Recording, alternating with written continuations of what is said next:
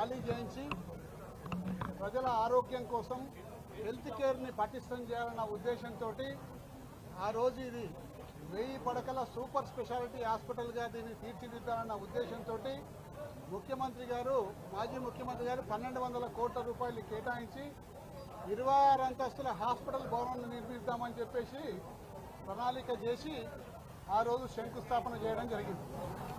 భారతదేశంలో అతి ఎత్తైన హాస్పిటల్ 26 అంతస్తుల హాస్పిటల్ భవనం ప్రభుత్వ ఆధీనంలో ఎక్కడ కూడా లేదు.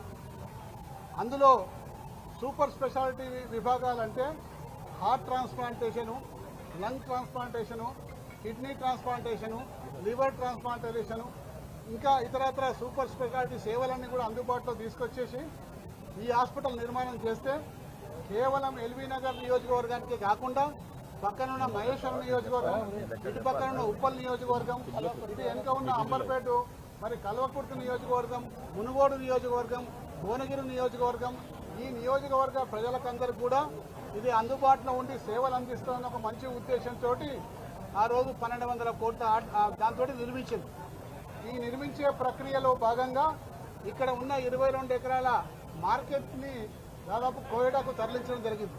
అప్పుడు మేము రిక్వెస్ట్ చేసినాం స్థానికంగా, సార్ మాకు స్థలాలు దొరికాయి, భవిష్యత్తులో మాకు పోలీస్ స్టేషన్ కోసం ఒక 3000 గదాల స్థలము, అలాగే సబ్ స్టేషన్ కోసం ఒక 2000 గదాల స్థలము, అలాగే వాటర్ రిజర్వాయర్ కోసం ఒక 2000 గదాల స్థలము, ఒక పార్కు కేటాయించమంటే 2 ఎకరాలు ప్రజల అవసరాల కోసం పోలీస్ స్టేషన్కు, పార్కుకు, సబ్ స్టేషన్కు, మరి వాటర్ రిజర్వాయర్ కోసం కేటాయించడం జరిగిందే.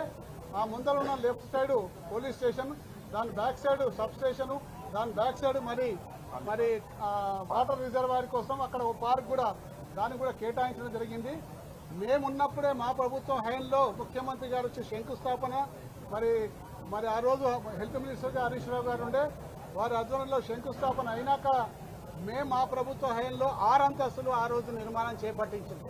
కానీ 20 నెలల కాలంలో 22 నెలల కాలంలో ఇప్పటి వరకు కేవలం ఇంకా 4 అంతస్తులు వేసిండ్రు, ఇంకొక అంతస్తు వేయాలి. ఇప్పుడు క్యాన్సిల్ చేసి ఈ 26 అంతస్తుల భవనాన్ని కేవలం 11 అంతస్తులకే పరిమితం చేసిండ్రు. 1000 పడకల ఆసుపత్రిని 500 పడకల ఆసుపత్రి చేస్తుంది. కాబట్టి ఈ ప్రాంత ప్రజలకు తీవ్ర అన్యాయం జరుగుతుంది.